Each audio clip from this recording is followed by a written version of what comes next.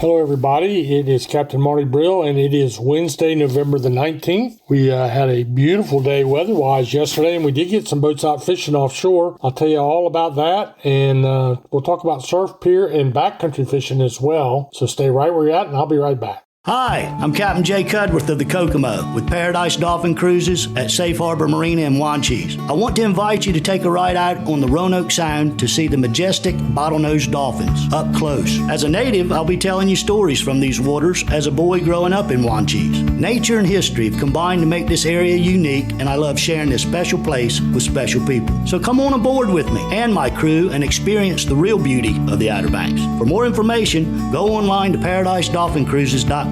Again, this is Captain Jay. I look forward to seeing you soon. Locally owned and operated since 1971, Billy's Seafood has been providing the locals and visitors of the Outer Banks with some of the freshest seafood you'll find. Not too far off the beaten path down Collington Road in KDH, Billy's Seafood has become a landmark for those seeking top-notch seafood at affordable prices. Billy's Seafood also has beer, wine, grandma's tuna salad, and other groceries as well. To see more, go online to billyseafoodobx.com. Billy's Seafood, putting fresh seafood on your table for over 50 years. So I had a nice talk with Captain Ron Whitaker, who's one of my very favorite captains in the Hatteras fleet, and in fact in any fleet. Ron is really good, but he's as humble and friendly as anybody you'll ever meet on the waterfront. Funny, too. And Ron, he's won the Big Rock at least once, but I'm thinking twice. That huge tournament, he's the contender in any tournament he fishes. But he was out yesterday, and he was doing some king mackerel fishing commercially. And that's what a lot of them will do in Hatteras. And he said he had a really good bite for about 2 hours. He caught 500 pounds, I think is what he said, and ended up making a day's work because the mackerel are like $4 a pound right now. But there was another group of boats which were charter fishing for king mackerels, and they were live baiting. Now that is really, really fun. Using live bait on light tackle, you catch a bigger class of kings usually. So that was good. And then there was another boat that was sword fishing, and they had one on fishing down deep, but they had one on and they ended up losing it. So that's a better report than what we've been having. Oregon Inlet was a very similar type thing. The fleet did get out, and they had a good bite on the blackfin tunas, which was something I was hoping they would do. It was not a large fleet. Only a few boats went out, but they had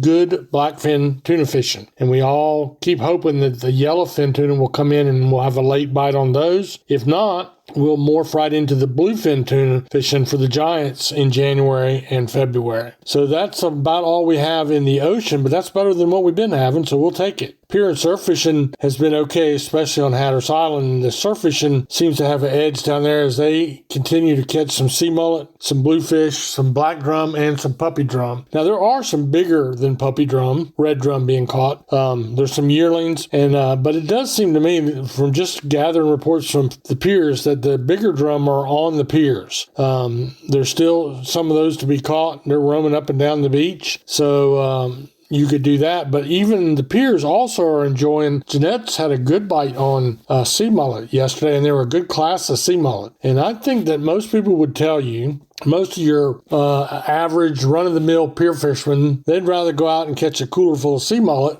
I know I would rather catch 20 or 30 sea mullet than all the big drum in the ocean. You wouldn't want to tell that to those big drum fishermen. But I'm just telling you this because there's a lot of options on the pier. You can fish close to the beach to the midway point and catch sea mullet, bluefish, black drum, puppy drum. Or you can be out on the end of the pier where those guys are catching the big drum, but the numbers are not what they were. It's still the hardcore guys are still catching a few, and it's subject to change with the weather on any given day. So that's what's happening on the surf and pier fishing. We'll take a little break, and I'll come back and talk to you about what's going on in the backcountry. Catch the vibe at Fish Head's Bar and Grill at milepost 18.5 in South Nags Head on the Outer Banks Fishing Pier. Open through the Thanksgiving weekend, we are the Outer Banks hotspot for oceanfront dining and all the good times. Kick back with 40 beers on tap, a wide selection of wine and sake cocktails, and the famous happy hour shrimp daily from 4 until 6. Weekends come alive with live music while our open-air pier setting offers unbeatable ocean views. Don't miss out. Your OBX adventure starts at fishheadsobx.com. So one thing I did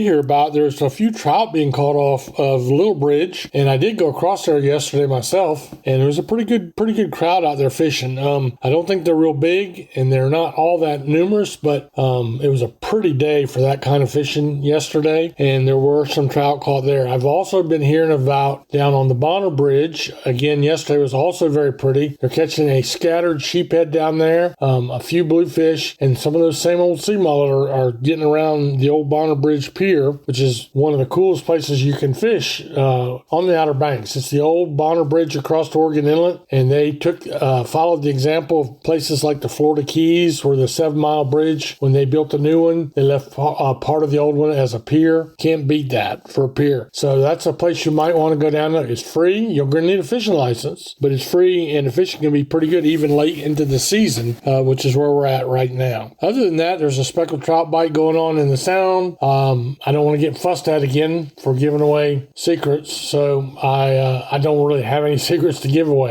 When people share with me that there's a good trout bite, I don't ask them where they go, but I do know most of it is in the Pamlico Sound, and there's plenty of room for everybody, so go out and take a stab at that if you will. There was something else I wanted to bring up with you, but I can't think of it right now. That's what happens when you get to be my age, but fishing is still okay, and if you're going to book for next year, now is the time to book for next year. Also, if you're going to, like we talked about last night, if you're going to stock up on some shrimp for the holidays, this would be a really, really good time to do that as well. So you get all that stuff put together. 50 pounds of shrimp will cost you heads on are going to cost you about $3.50 a pound. You head them yourself, freeze them yourself, and you'll have a surf and turf type of Thanksgiving this year. You can thank me later. That's about all I have for you today. I hope you have a great day, and I hope the good Lord blesses you.